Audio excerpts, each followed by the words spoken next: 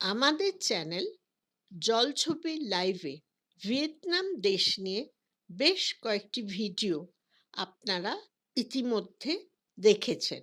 আশা করি ভালো লেগেছে। আপনাদের মতামত কমেন্টে জানাবেন। কেমন? আপনারা নিশ্চয়ই লক্ষ্য করেছেন, বেড়ানো প্রাণবন্ত করতে ভিডিওগুলিতে আমরা ওই স্থানের ইতিহাস, সংস্কৃতি, লোকগাথা ইত্যাদি তুলে ধরার চেষ্টা করেছি। ও দেশের মানুষের সাথে আমাদের যতটুকু আদান প্রদান হয়েছে সেটাও আপনাদের সাথে ভাগ করে নিতে চেয়েছি।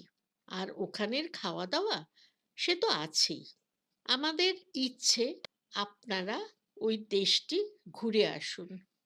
হতে পারে আমাদেরই মতো নিজেদের পরিকল্পনায়, অথবা ট্যুর কোম্পানির সাথে। যাই হোক না কেন, আমাদের চ্যানেল থেকে তথ্য সংগ্রহ করে নিলে আরও ভালো লাগবে বলেই আমাদের ধারণা। আপনারা জানেন, ভিয়েতনামের রাজধানী হ্যানয় একেবারে দেশটির উত্তরে। আবার আরেকটি গুরুত্বপূর্ণ শহর হো চি মিন, যা আগে সাইগন নামে পরিচিত ছিল, সেটি দেশের দক্ষিণে অবস্থিত। বর্তমানে কলকাতা থেকে সরাসরি বিমানে এই দুটি শহরেই পৌঁছে যাওয়া যায়। আনুমানিক সময় 3.5 ঘন্টা।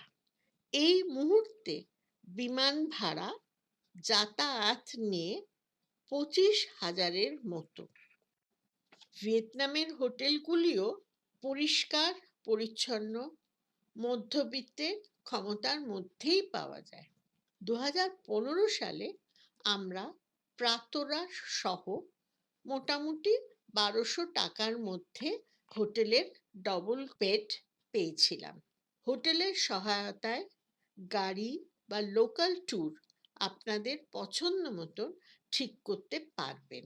শুধু কোথায় যাবেন সেটা ঠিক করে বলে দেবেন। ওদের ওপর সত্যি নির্ভর করতে পারবেন। আমার চেনা জানা যারা সম্প্রতি গিয়েছেন তাদেরও অভিজ্ঞতা এমনটাই। 2015 সালে আমরা যখন ভিয়েতনাম গিয়েছিলাম, তখন কলকাতা থেকে ওখানে যাবার সরাসরি কোনো সুযোগ ছিল না। আমরা নিজেদের মতন একটা পরিকল্পনা করে নিয়েছিলাম। প্রথম ব্যাংককে পৌঁছাই, সেখান থেকে ক্যাম্বোডিয়ার সিএম রিপ শহরে বিমান করে সেখানকার বিশ্ববিখ্যাত আঙ্কর ওয়াট মন্দির দেখে গিয়েছিলাম গাড়িতে কম্বোডিয়ার রাজধানী নমপেন। নমপেন থেকে আমরা আবার বাসে করে কম্বোডিয়ার সীমানা পেরিয়ে পৌঁছেছিলাম ভিয়েতনামের হো চি মিন শহরে। অর্থাৎ হো চি মিন সিটিতেই আমাদের প্রথম ভিয়েতনামে পদার্পণ। এই শহরের গল্পই তো থাকবে আমাদের পরবর্তী ভিডিওগুলিতে আপনাদেরই জন্য। ভিয়েতনামে আমাদের যাত্রাপথ ছিল এই রকম। হো চি মিন সিটি থেকে বিমানে আমরা পৌঁছালাম মধ্য ভিয়েতনামের এক শহর দানাং। দানাং থেকেই দিনে দিনে পুরানো ও ওয়ার্ল্ড হেরিটেজ সাইট বলে ঘোষিত হয় অ্যান শহরটি আমরা দেখে আসি। তারপর দানাং থেকে গাড়িতে পথের অপরূপ শোভা দেখতে দেখতে চলে যাই ভিয়েতনামি রাজা রাজরাদের শহর হুয়ে।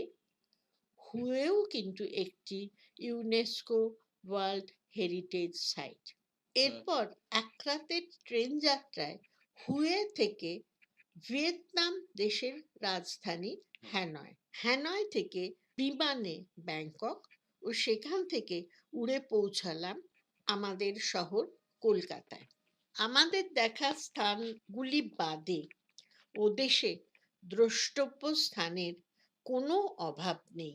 পছন্দ করে নিন আর উড়ান তো আপনাদের সরাসরি ভিয়েতনাম দেশের দুই প্রান্তে পৌঁছে দেবার জন্য কলকাতায় সর্বদাই প্রস্তুত।